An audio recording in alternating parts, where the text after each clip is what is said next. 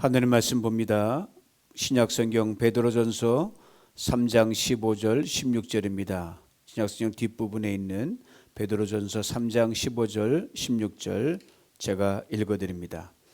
너희 마음에 그리스도를 주로 삼아 거룩하게 하고 너희 속에 있는 소망에 관한 이유를 묻는 자에게는 대답할 것을 항상 예비하되 온유와 두려움으로 하고 선한 양심을 가지라.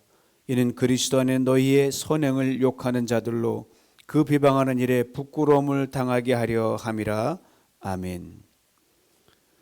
할렐루야, 반갑습니다. 사순절 세 번째 주일 맞으며 하나님의 여러분 있는 곳에 충만히 마시길 간절히 소망합니다. 여러분 인생을 살다 보면 우리가 보고 듣고 겪는 수많은 일들이 있지요. 근데 그때 인간적인 관점에서 저런 상황에서 무슨 소망이 있나 라고 우리는 절망할 때가 있습니다. 그럴 때 참 난감한 것은 무슨 말을 해야 되는지 몰라요. 어떻게 위로를 해야 될지 격려해야 될지 앞이 캄캄할 때가 있습니다. 저는 그럴 때마다 목회자이셨고 신학자이셨고 교수였던 생전에 제 멘토이신 레이 앤더슨 교수님이 제게 들려주셨던 말을 늘 곱씹곤 합니다. 미스터 윤, 목회자는 말이야 어떤 상황에서든 소망을 말해줘야 되네. 그분의 말씀대로 목회자로 살아가고 있는 지금 어떤 상황에서도 소망을 말하기로 늘 다짐하고 있습니다. 그리고 살아가는 평생 동안 그리 할 것입니다. 여러분 아무리 어렵고 힘들어도요 생명이 있는 한 소망이 있습니다. 소망으로 힘차게 비상하자. 우리 2021년 뉴비전 교회 표어인데 여러분 지금 여러분 삶에서 비록 팬데믹 어려운 시간을 지나지만 참으로 예기치 않은 일이 벌어지지만 여러분 삶에 소망이 모락모락 솟아오르고 계십니까? 오늘 보면 이렇게 말합니다. 소망에 관한 이유를 묻는 사람에게 대답할 것을 늘 예비하라. 사랑하는 성도 여러분, 누군가 여러분에게 와서 당신에게 있는 나에게 있는 소망에 관한 이유를 물어온다면 무엇 때문에 소망이 있다고 말씀하시겠습니까? 저는 수년 전 감동 있게 봤던 영화 한 편이 생각이 납니다. 아론이라는 이 전문 산악인인데 카네기 멜론 대학을 나와 인텔에서 근무하다가 그만두고 전문 산악인으로 길을 나서게 됩니다. 그 유타주에 있는 블루주안 캐년으로 혼자 등반을 가게 되는데 큰 사고를 만나게 됩니다. 발을 헛디뎌서 가파른 협곡 아래로 미끄러지면서 그 뒤로 함께 굴러떨어지는 바위돌이 그의 오른손을 덮쳐서 팔꿈치 아래쪽을 누르고 그 사이에 꽉 끼게 됩니다. 바위돌과 단단한 협곡 그 벽 사이에 끼게 됩니다. 안간 힘을 써도 그 좁은 협곡에 낀 그 바위돌은 꿈쩍도 하지 않습니다. 그 험한 아무도 없는 유타주 험한 산속에서 혼자 사투를 벌이게 되는데 그러기를 5일이 지납니다. 추운 계곡의 밤도 보냅니다. 로프에 매달린 채 협곡에서 자다가 깨기를 반복합니다. 햇살이 좁은 협곡을 지나칠 때 되면 그걸 따스한 햇빛을 받으면서 간신히 온기를 느끼며 버팁니다. 물병에 물이 다 떨어지자 자기가 눈 소변을 파다 갈증을 채웁니다. 그리고 힘써 아무리 바위를 밀어치려고 해도 점점 힘이 빠지는데 불가능합니다. 비몽사몽간에 무슨 인기척이 들리면 나를 도와주세요라고 저 안에서 밖으로 고함을 지르지만 들려오는 건 자기의 목소리의 메아리뿐입니다. 사고를 당한 팔 어느새 감각이 없어집니다. 포기하지 않은 채 정신 잃지 않으려고 살아야겠다는 일념으로 자신이 가지고 있던 캠코더로 부모님에게 녹화 메시지도 찍기도 하고 산행하면서 자기가 찍어왔던 것을 보면서 그렇게 정신을 잃지 않으려고 안간 힘을 씁니다. 그리고 마지막 생존의 중대한 결심을 내리게 되는데 바로 자신이 가지고 있던 작은 등산용 칼을 가지고 이미 눌려서 감각이 없는 그 자신의 팔을 절단하게 됩니다. 극심한 고통과 아픔 속에서 둔탁한 칼이지만 도려내고 빠져나옵니다. 밧줄로 지혈했기 때문에 큰 출혈을 멈췄지만 이미 크고 작은 출혈 때문에 바닥이 난 상태에서 간신히 로프를 타고 위로 올라옵니다. 그리고 힘겹게 기어서 걸어서 가다가 여행 중이던 가족 일행을 만나서 극적으로 도움을 받고 헬기로 수송하여 목숨을 건지게 됩니다. 그거 협곡에서 같이 사투를 벌이던 그 시간이 5일 127시간이라서 영화 제목도 127 hours입니다. 그의 생존 이야기를 담은 그 자서전적 이야기가 후에 출판이 됐는데 그 책 제목이 참 재미있습니다. 의미 있어요. Between a hard rock and a hard place. 한쪽은 단단한 바위요, 다른 한쪽은 역시 바위처럼 딱딱한 그 가파지른 절벽 땅 그 사이에 끼어서 도저히 빠져나올 수 없는 그 절망적인 상태를 그의 책 제목에서 적나라하게 표현해 줬습니다. 저는 이 영화에서 이 아론이란 이 전문 산악인이 죽음을 기다릴 수밖에 없는 절망적인 상황에서 자신의 팔을 잘라내면서까지 살기로 소망하는 한 인간의 집념과 승리를 볼 수가 있었습니다. 사랑하는 성도 여러분, 아무리 힘들어도 살기로 마음먹으면 소망이 있습니다. 생명이 있는 한 소망은 늘 있게 되어 있습니다. 오늘 본문에 들어있는 베드로전서는 예수님의 수제자격인 베드로가 로마에 있는 흩어진 유대인들에게 그리고 소아시아에 흩어져 있는 유대인들에게 또 성도들에게 보낸 편지입니다. 특별히 당시 베드로로부터 편지를 받아 들게 될 이 그리스도인들은 예수 믿는다는 이유 하나 때문에 너무나 부당한 대접을 받아왔습니다. 고난이 이루 말할 수 없었어요. 당시 네로의 그 황제의 핍박 속에서 자신들에게 실시간으로 고난에 다가올 걸 예측하면서 위기적 상황에 처해 있던 성도들이었습니다. 더군다나 네로로부터 시작된 로마의 핍박은 그의 뒤를 황제들로 더 강하게 더 강도를 높여가며 핍박이 계속 진행 중에 있었습니다. 즉 이 아론의 그 책 제목처럼 Between a hard rock and a hard place. 앞을 봐나 뒤를 봐나 꼼짝다짝도 할 수 없습니다. 옆을 보더라도 어디 빠져나갈 구석이 하나도 보이지 않는 절박한 상태가 바로 초대교회 베드로의 편지를 듣고 받아보고 있는 성도들이었단 말입니다. 소망이 전혀 보이지 않는 시기 제로를 넘어 마이너스였습니다. 이 상황에서 쓴 편지이기에 베드로 전서는 그 내용이 두 가지로 압축이 됩니다. 하나는 고난이 거기에 담겨 있고요. 다른 하나는 소망이 거기에 물씬 배어 있습니다. 우리 흔히 바울 사도로가 믿음의 사도라고 그렇게 부르고요. 요한 사도로가 사랑의 사도라고 부르는데 베드로는 이런 점에서 소망의 사도라고 부릅니다. 바로 그의 서신에 면면이 흐르고 있는 소망의 메시지 때문에 그리합니다. 사랑하는 성도 여러분, 예수 믿는 저와 여러분에게 있어서 소망이란 무슨 의미를 지니고 있습니까?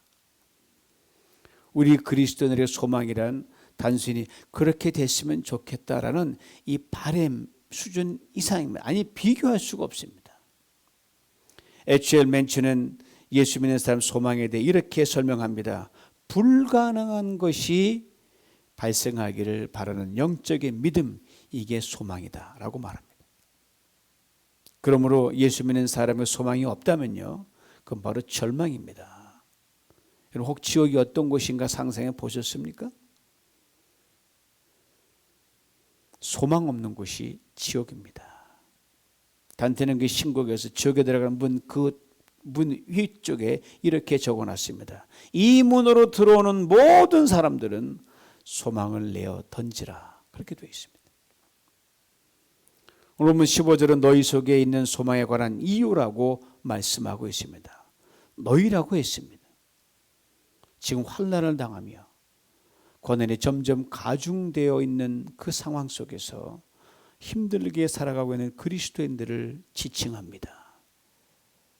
여러분, 우리 중에 고난 좋아할 사람 누가 있겠어요? 초대교회 성도들도 하나도 없었을 거예요.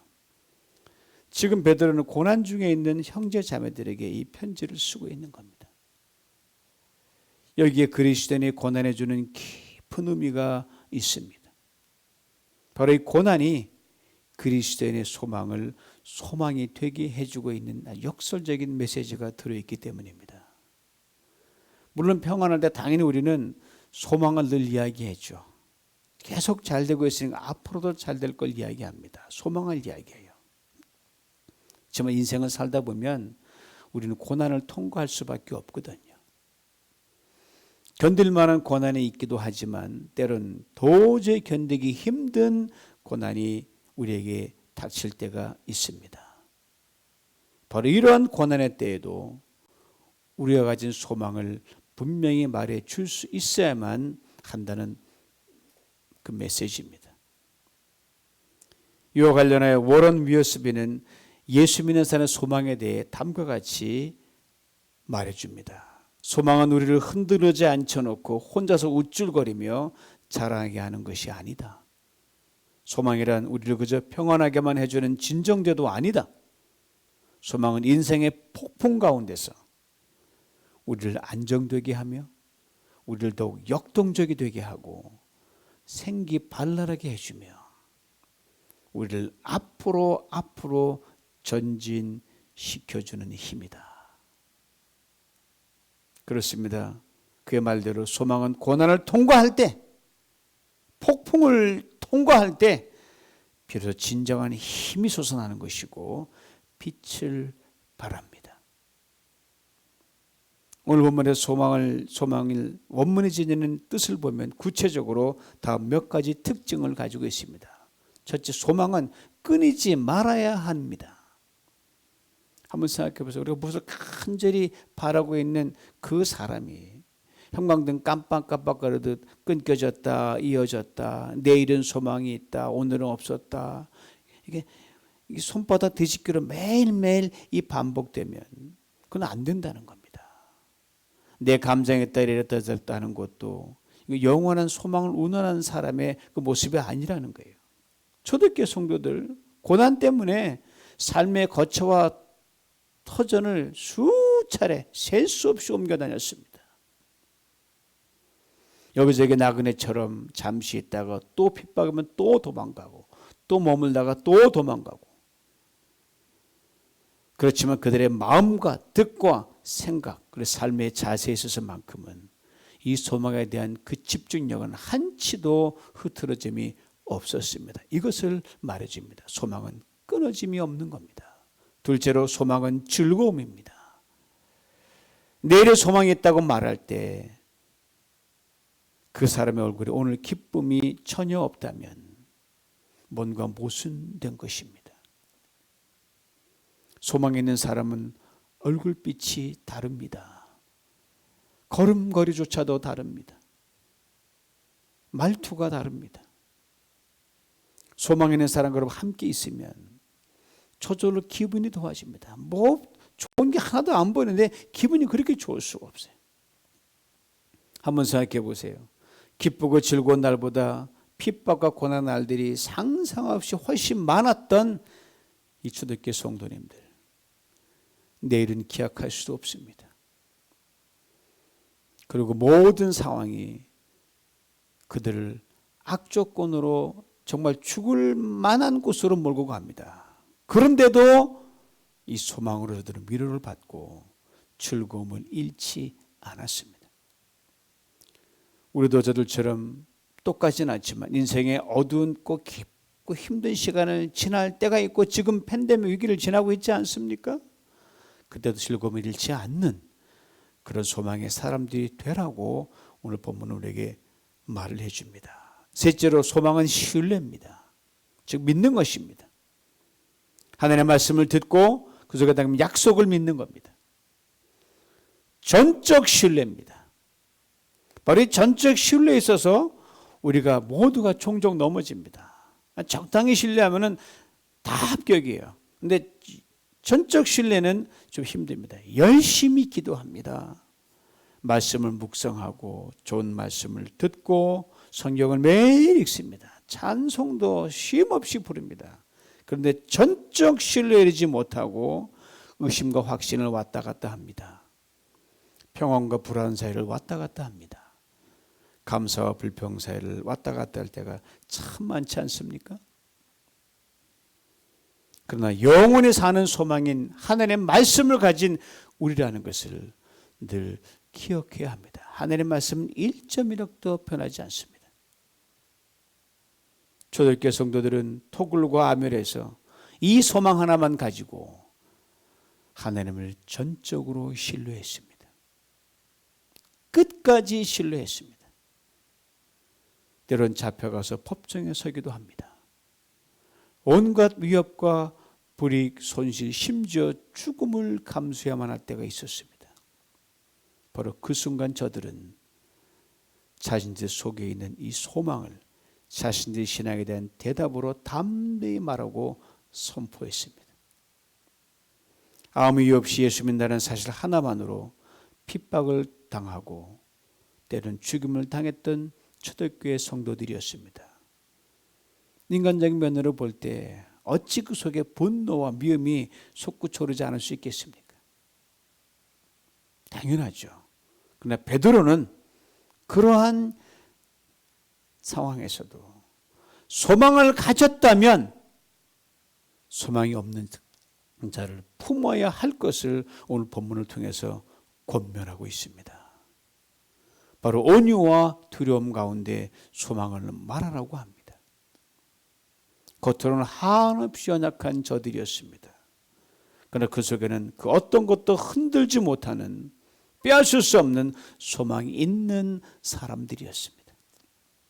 거기 온유함을 담았습니다. 하나님만 두려워하는 믿음을 담았습니다. 이러한 초대교회 성도들 앞에 사자도 불도 칼도 위협도 가진 거짓과 술수도 힘을 쓸 수가 없었습니다. 비록 몸은 죽어도 삶은 고통스러워도 그 너머에 있는 소망이 저들을 영원한 생명으로 인도해 주었기 때문입니다. 지금 세상은 예수 믿는 우리들이 말하고 보여주는 소망을 간절히 원하고 있습니다. 그래서 저들은 예수를 믿지 않으면서도 여전히 우리 그리스도들에게 진정한 소망의 말을 듣고 싶어하고 그 증거를 얻기를 간절히 원합니다. 맞아요. 사실이에요. 그런데 우리 그리스도인들이 저들의 진정한 소망을 들려주지 않고 보여주지 않는다면 누가 소망을 말하며 보여줄 수 있겠습니까? 사랑하는 성도들, 우리의 문제는요, 부하고 가난하고가 아닙니다. 건강하고 병들고도 아닙니다. 나이가 많고 적으냐도 아닙니다. 성공하냐 실패냐도 아닙니다. 세상을 향하여 어떤 상황에서 소망을 말할 수 있냐? 세상에서 예수 그리스도 안에 소망을 보일 수 있냐 아니냐, 이것의 문제입니다. 베드로는 이 소망을 가리켜 특별히 이렇게 말해주는데 베드로전서 1장 3절입니다. 산 소망, living hope. 바로 예수 그리스도 우리 주님이십니다. 그러니까 우리의 죄와 허물에 죽으셨고 우리를 다시 살아나셔서 영원히 살 수 있다는 소망이 되셨기 때문입니다. 이 영원한 생명이 우리 안에 있기에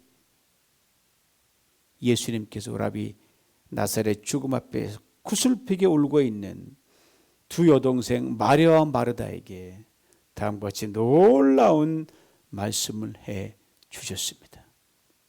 나는 부활이요 생명이니 나를 믿는 자는 죽어도 살겠고 무릇 살아서 나를 믿는 자는 영원히 죽지 아니하리라. 이 산 소망을 말하고 이 산 소망을 삶으로 보여주는 사람이 바로 그리스도인입니다. 이 산 소망을 가진 사람은 언제나 소망을 말할 수 있습니다. 살아도 소망, 죽어도 소망입니다. 병들어도 소망, 건강해도 소망입니다. 성공해도 소망, 실패해도 소망입니다. 평안해도 소망이요, 불안해도 소망입니다. 문제가 없어도 소망, 문제가 있어도 소망입니다. 가난해도 소망이요, 부해도 소망입니다.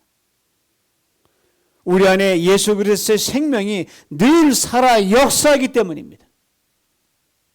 그 결론은 뭡니까? 생명이 있는 한 언제나 소망이라는 겁니다. 이 산소망을 가진 사람은 두 가지 사명에 목숨을 걸면서 살아갑니다. 하나는 세상에서 하나님께서 여러분과 저 우리 모두를 부르신 일에 충실하며 모든 사람에게 유익을 끼치는데 올인합니다. 그것이 아무리 보잘것없는 일을 할지라도 목숨을 겁니다. 소망이 그를 사명에 미치도록 만들기 때문입니다. 교회 안이나 밖, 가정 안이나 밖에서 뭘 하든 그것이 아무리 세상에 아르지 않은 그 일을 할지라도 그 일이 주님이 내게 맡겨주신 일이라 그리 믿기 때문에 목숨을 걸 수 있는 겁니다. 다른 하나님 이 소망을 전하는 데 올인합니다. 이 사명에 관한 오늘 본문 16절은 너희의 선행이라고 표현했습니다. 이 선행의 원어적 의미는 소망을 가진 자에 걸맞는 생활, 헌신, 봉사, 희생, 언행 등을 말하고 있습니다. 그렇습니다. 소망을 말하는 사람은요, 소망에 대한 대답할 수 있는 사람은요, 말한 대로, 대답한 대로, 믿는 대로 소망을 삶으로 보여주는 사람이 될 수밖에 없습니다. 그리고 세상이 아무리 뒤집어지고 요조경이 되더라도 소망이 있습니다라고 말할 수 있게 됩니다. 그리고 소망의 사람으로 세상에서 소망의 빛을 발합니다. 여러분과 제 소망이 그 빛을 발하지 못한다면 우리가 믿는 영생의 소망과 부활의 신앙은 오늘의 우리의 삶과 아무런 관계없이 저 멀리 희미하게 외치는 백고동 소리에 불과할 것입니다. 여러분과 제 소망의 삶에서 열매로 나타나지 않는다면 세상은 소망 없는 열차가 되어 절망으로 치달을 수밖에 없습니다. 그리고 우리가 믿는 천국은 한낱 동화 이야기에 불과할 것입니다. 암 전문 이희대 교수란 분이 계십니다. 몇 년 전 천국에 가셨는데 극한 상황에서 언제나 만나는 사람마다 소망을 말하고 소망을 전하는 삶을 사셨던 분이십니다. 30년 동안 유방암 전문가로 사셨던 분이 암 전문이었어요. 그러던 그가 어느 날 대장암 2기로 판명을 받습니다. 그리고 6개월간 치료를 받던 중에 전이 돼가지고 암 4기 판정을 받는 제한된 삶을 살게 됩니다.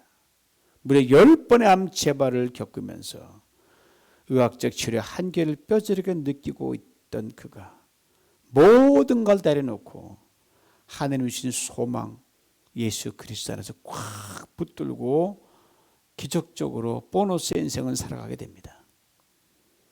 암 말기 환자로 살면서 자신이 누리고 있는 하나님의 은혜와 축복을 이렇게 고백합니다. 2003년 6월에 나는 이미 암 4기였다. 흔한 말로 말기였다. 그때 죽는다 했다면 진짜 죽었을 것이다.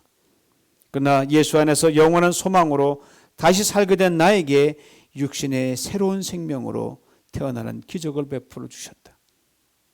인간은 누구나 암으로 죽는다. 암 4기를 끝으로. 그러나 이제 거기서 하나님의 생명의 오기가 다시 시작된다. 그리고 자신이 암 4기의 고난과 죽음의 깊은 어둠의 시간을 지나면서 자신이 묵상했던 헨리 나우엔의 춤추신 하나님의 글귀를 이렇게 적어놨습니다. 고통은 우리를 초라하게 한다. 우리가 얼마나 작은 사람인지 냉정하게 일깨워준다. 그러나 바로 그곳이 춤추신 하나님이 우리를 부르셔서 일어나 첫 스텝을 내딛게 하시는 곳이다. 고통과 가난과 불편함 속이다. 예수님 우리의 고통을 떠나서가 아니라 바로 그 고통 속에서 우리의 슬픔으로 들어와 우리 손을 부드럽게 잡아 일으켜 세우며 춤을 청하신다. 나의 슬픔이 변하여 춤이 되게 하시며라 고백한 시편 기자처럼 우리가 기도하는 법을 알게 된다. 슬픔의 한 복판에서 하나님의 은혜를 발견하기 때문이다. 그렇습니다. 우리 안에 있는 소망 분명히 영원한 것입니다. 언제나 생명입니다. 인생은 살다 보면 밝을 때와 어두울 때를 반드시 지나게 되어 있습니다. 인생의 밝은 시간엔 건강하고 행복하고 기쁘고 유쾌합니다. 밝은 시간일 때는 외롭지 않습니다. 그래서 나 혼자서도 기쁨의 춤을 덩실덩실 출 수가 있어요. 그러나 슬프고 괴롭고 죽음 같은 어두운 시간을 지날 때는 하나님께서 나와 함께 내 손을 잡고 내 인생의 그 플로어에서 저와 함께 춤을 추시기 때문에 우리는 오히려 더 기뻐할 수 있습니다. 심지어 세상의 모든 부조리와 모순과 죄와 전쟁의 물결도 팬데믹의 위기도 감히 산 소망만큼은 절대로 건들 수 없습니다. 그러므로 예수 안에서 여러분과 저 우리 모두는 이 땅을 살아가는 동안 늘 소망만을 말하고 소망에 보여지는 삶을 살아가야 됩니다. 우리의 산 소망이 바로 세상 여러분과 저 우리 모두로부터 진정 듣고 보기를 원하는 소망이기 때문입니다. 여기 이 세상에서 영원한 생명을 얻고 미리 맛보고 누리고 있기에 언제나 어디서나 소망입니다. 소에서 말씀드린 영화 127시간의 마지막 장면이 이렇게 끝이 납니다. 이미 오른팔 한쪽이 다 없어진 상태지만 다시 생명을 찾은 그가 물속을 유유있게 수영해 가면서 가족들과 친지들이 보는 앞에서 짠하고 나타나 환한 웃음을 지으며 새로운 인생의 행복을 던져줍니다. 영혼에 비하면 127시간도 채 안 되는 짧은 인생이 여러분과 제가 살아가는 인생의 시간입니다. 그러나 험한 인생의 파도 앞에서 여기저기 육신은 상처를 입기도 하고 다치기도 합니다. 그러나 성령께서 예수 그리스도 안에서 얻은 영원한 산 소망을 통하여 하나님께서 우리 모두를 순간순간 지탱시켜 줄 것입니다. 우리 하여금 늘 소망만을 말하게 용기를 줄 것입니다. 그리고 소망대로 살아갈 수 있도록 우리 능히 도우실 것입니다. 그런데 말입니다. 여기에 바로 고뇌도 함께 있다는 사실입니다. 빌립보서 1장 23절에 바울이 이 고뇌를 솔직하게 고백하는 장면이 나옵니다. 들어보세요. 내가 그 두 사이에 끼었으니 떠나서 그리스도와 함께 있을 욕망을 가진 이것이 더욱 좋다. 두 사이에 끼었다고 했습니다. 인생을 이렇게 극적으로 앞쪽에서 표현한 것도 아마 드물 것입니다. 두 사이란 이 땅의 삶과 천국 그 사이를 말합니다. 즉 삶과 죽음 사이의 시간과 공간입니다. 우리 모두는 이 시간과 공간에 끼어서 살아갑니다. 그런데 이 낀 삶이 때론 너무 견디기 힘들고 고통스러울 때 뭐라고 하죠? 포기하고 싶다. 멈추고 싶다. 살고 싶지 않다. 바울이 그랬습니다. 바울의 말을 풀어 옮기면 이렇게 돼요. 빨리 천국 가고 싶다. 이 말입니다. 바울 정말 죽을 고생 참 많이 했어요. 그것도 선한 일을 하다가 그리했습니다. 그러니 그도 사람인데 이렇게 고뇌할 수밖에 없었어요. 차라리 떠나서 천국과 주님 품에 안기고 싶다. 그러나 바울은 여기서 멈추지 않았습니다. 이것을 꼭 기억해야 됩니다. 이어지는 그 고백을 들어보세요. 내가 육신에 거하는 것이 너희를 위해 더 유익하다. 비록 두 사이에 낀 삶이 정말 힘들고 고통스러웠지만 생명이 있는 한 자신의 모든 형편이 소망을 말하고 소망을 보여주고 소망을 나누어주는 통로가 되기를 더욱 그는 힘썼습니다. 즉 인생이란 두 사이에 끼어서 성전의 몸부림만 하는 존재가 아니라 산 소망이신 예수 안에서 영원에 사는 존재라는 것을 그는 삶으로 증거했습니다. 이런 소망 가운데 살았던 바울은 이렇게 고백합니다. 고린도서 4장 8절 9절 말씀을 들어보세요. 우리가 사방으로 그 쌈을 당하여도 쌓이지 아니하며 답답한 일을 당하여도 낙심하지 아니하며 핍박을 받아 버림받지 아니하며 곡괭이를 당하여도 망하지 아니하리라. 그렇습니다. 두 사이에 끼어 사는 우리의 삶이 아무리 힘들고 어려워도, 그래서 포기하고 싶다, 그만두고 싶다, 살고 싶지 않다 라는 말을 할 수밖에 없다 할지라도 생명이 있는 한 어디서든지 언제든지 우리 모습 그대로 소망을 말하고 전하는 우리 모두가 될 수 있기를 간절히 원합니다. 주님께서 그 어떤 힘든 시련과 고난도 넉넉히 견디고 이길 수 있게 만들어 줄 믿습니다. 산 소망이신 예수 그리스도께서 우리 믿음 공동체를, 성도 한 분 한 분을 살은 소망의 창문으로, 윈도우로 빚어가실 줄 믿습니다. 그리하여 소망이 없는 세상에서 때론 소망의 그 낀 사이에 끼어서 상처 입고 다치고 끼어지고 외롭고 고통을 하는 사람들이 우리 믿음 공동체를 통해, 여러분 한 분 한 분을 통해 소망을 보고 소망을 얻게 될 것입니다. 기도합니다. 우리의 산 소망이신 주님 감사합니다. 삶과 죽음 사이에 끼어 시시때때로 기가 막힌 은혜와 축복을 누리며 살게 하시니 감사합니다. 그러나 때로 말할 수 없는 시련과 고난 앞에서는 참 우리가 절규할 수밖에 없는 고뇌를 털어놓기도 하는 연약한 우리들입니다. 주님 끼어있는 시간 또한 예수 안에서 이미 얻은 영생이 이어져 있음을 늘 기억하게 하여 주옵소서. 그리하여 육신의 생명이 있는 동안 어떤 형편에 처하든지 부지런히 힘써 선을 행하게 하여 주옵소서. 그리하여 연약한 지체들과 세상의 우리를 통해 소망을 보고 소망을 얻을 수 있게 하여 주시옵소서. 예수님의 이름으로 기도하옵나이다. 아멘.